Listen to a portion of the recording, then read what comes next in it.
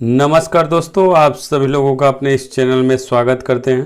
दोस्तों, हम लोग पाठ योजना लेकर उपस्थित हैं और हम लोगों का जो भी पाठ योजना है ये जैसा भी होगा आप अपना लिख लीजिएगा पाठ योजना।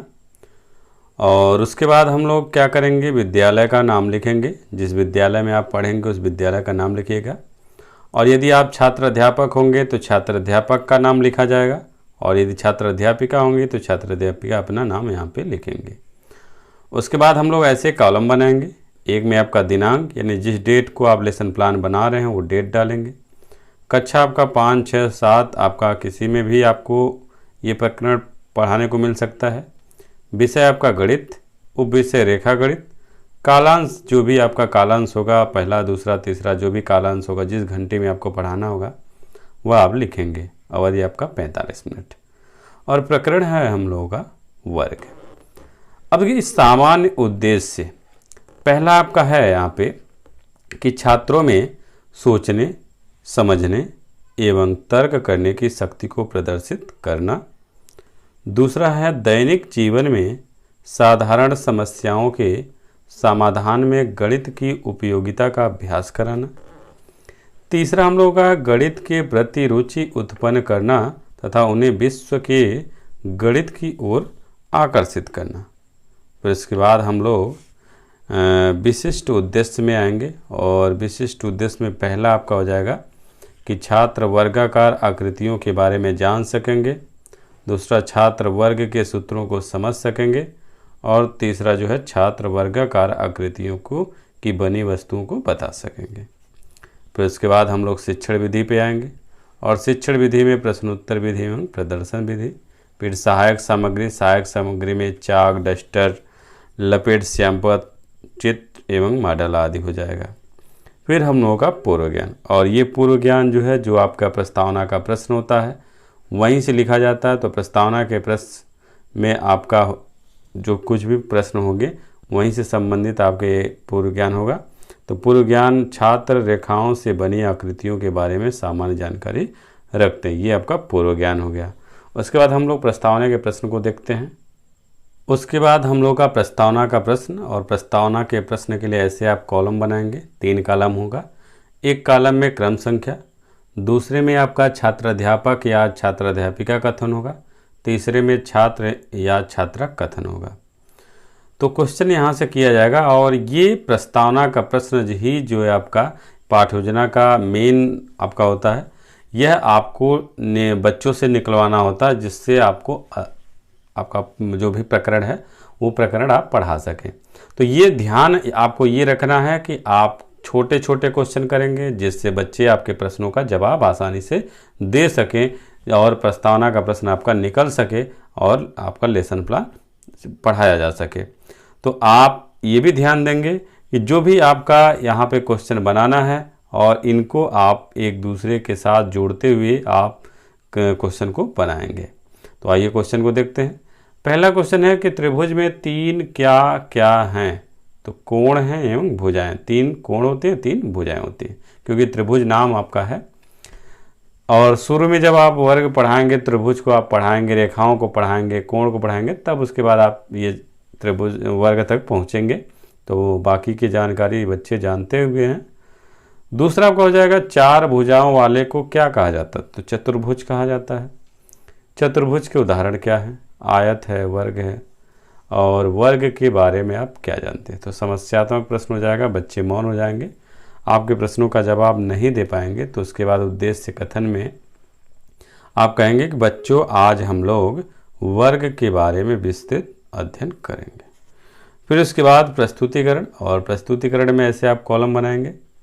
एक कॉलम में आपका यहाँ पे शिक्षण बिंदु होगा, दूसरे में छात्र अध्यापक छात्र अध्यापिका कथन होगा, तीसरे में छात्र कथन होगा, चौथे में श्यामपट्ट कार्य हो जाएगा। तो शिक्षण बिंदु में आप वर्ग के बारे में पढ़ रहे हैं, तो यहाँ से कुछ क्वेश्चन कर लेंगे कि पहला, वर्ग की कितनी भुजाएं हैं? तो बच्चे जवाब देंगे 4 भुजाएं हैं, क्योंकि चतुर्भुज आप बोले हुए हैं।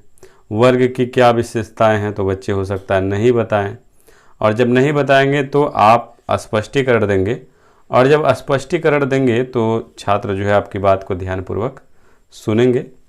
तो स्पष्टीकरण में क्या होगा कि 4 भुजाओं से घिरी आकृति जिनकी चारों भुजाएं बराबर होती है तथा प्रत्येक कोण समकोण अर्थात 90 अंश का होता है, वर्ग कहलाता है।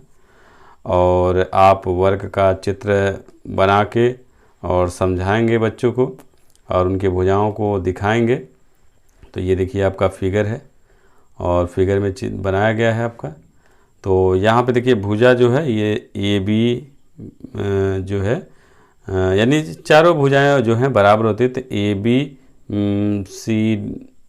सी डी और बी सी और ए डी, ये चारों भुजाएं जो है एक दूसरे के बराबर है। ये देखिए जो संकेत लगाया गया है ये बराबर का ही है कि सभी भुजाएं बराबर हैं। और कोण भी देखिए आपका सब के सब 90 अंश है। तो कोण ए, कोण बी, कोण सी, कोण डी सब के सब 90 अंश है। और विकर्ण ये जो है आपका ये ऐसे एक और एक ये विकर्ण है। तो विकर्ण देखिए ए सी और विकर्ण बी डी, ये दोनों विकर्ण जो है एक दूसरे के बराबर होते हैं। अब उसके बाद जब आप स्पष्टीकरण दे लेंगे तो आपका और भी टॉपिक होगा। लेकिन देखिए यहाँ पे आपका यहाँ पे श्यामपट्ट कार्य भी आपको दिखा दे रहे हैं और ये श्यामपट्ट कार्य आप बाद में लिखेंगे।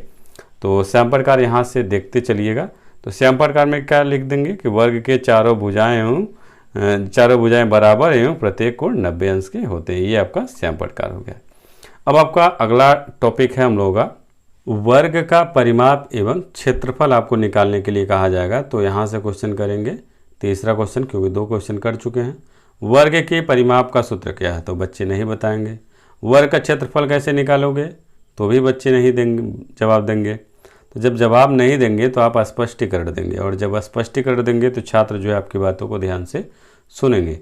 तो स्पष्टीकरण में आपको हो जाएगा कि वर्ग के चारों भुजाओं से घिरे क्षेत्र को वर्ग का क्षेत्रफल कहते हैं और वर्ग का क्षेत्रफल बराबर भुजा का स्क्वायर। और मान लीजिए क्षेत्रफल को कैपिटल ए से, भुजा को स्मॉल ए से प्रदर्शित करते हैं। तो ए कैपिटल ए बराबर स्मॉल ए स्क्वायर, क्योंकि भुजा का स्क्वायर है। और फिर उसके बाद आप वर्ग की चारों भुजाओं की जो लंबाई है वर्ग का परिमाप कहलाता है। मतलब परिमाप की भी परिभाषा आप बोल दिए। और वर्ग का जो परिमाप है वह है आपका 4 गुणे भुजा, यानी चारों भुजाओं का योग है। तो P बराबर परिमाप को P से पेरीमीटर कहा जाता है और ये हो जाएगा 4a, क्योंकि भुजा को स्मॉल a से प्रदर्शित किया गया। उसके बाद आपका वर्ग के तिर्यक कोने की लंबाई को वर्ग का विकर्ण कहते हैं। तिरछी जो लंबाई है आपको जो बताया गया है AC और BD वो आपके विकर्ण हो गया। तो वर्ग का जो विकर्ण है वो विकर्ण आपका सूत्र हो जाएगा करड़े में 2 गुणे भुजा। तो ये आपका क्षेत्रफल हो गया और परिमाप हो गया और विकर्ण हो गया। तीनों सूत्र आपके हो जाएंगे। अब वही चीज़ श्यामपट्ट कार्य में भी आप बता देंगे। तो श्यामपट्ट कार्य में कुछ लिख देंगे यहाँ पे कि वर्ग का क्षेत्रफल भुजा का स्क्वायर, वर्ग का परिमाप बराबर 4 गुणे भुजा, वर्ग का विकर्ण बराबर करड़े में 2 गुणे भुजा। तो ये आपका सूत्र भी हो जाएगा। अब आप कुछ सवाल बताएंगे। मान लीजिए एक आध सवाल आप बता देंगे बच्चों को जिससे अच्छे से समझ में आ जाएगा। तो उदाहरण देख लेते हैं। उदाहरण में कहा जा रहा है एक वर्ग जिसकी भुजा की लंबाई 5 मीटर है तो वर्ग का क्षेत्रफल परिमाप हुआ विकर्ण ज्ञात कीजिए। तीनों आपकी जो भी क्वेश्चन पूछे हैं तीनों एक ही क्वेश्चन में कर दिया है। तो तीनों का हम सॉल्यूशन देखते हैं। अब आप करेंगे क्या, वर्ग का जो भुजा है वह आपका ए स्मॉल ए है और जो भुजा है वही आपका लंबाई चौड़ाई सब होगा। तो ये 5 मीटर है। तो वर्ग का क्षेत्रफल का सूत्र होता है ए स्क्वायर, यानी कि ए बराबर 5 है तो 5 का स्क्वायर यानी कि 25, यानी वर्ग का क्षेत्रफल हो जाएगा 25 मीटर स्क्वायर। और क्षेत्रफल जो है इसका मात्रक मीटर स्क्वायर होता है क्योंकि ये 2 बार गुणा करना है आपको भुजा की। तो उसके बाद हम लोग का वर्ग का परिमाप का सूत्र है 4a। तो आपका हो जाएगा 4 गुणे ए का मान जो है 5 है तो 4 गुणे 5 बराबर 20 हो जाएगा। और फिर वर्ग का आप परिमाप विकर्ण निकाल लेंगे तो करड़ी में 2a, तो 2 करड़ी में 2 गुणे 5 तो आपका हो जाएगा 5 करड़ी में 2 मीटर। ये आपका ऐसे क्वेश्चन को सॉल्व करेंगे।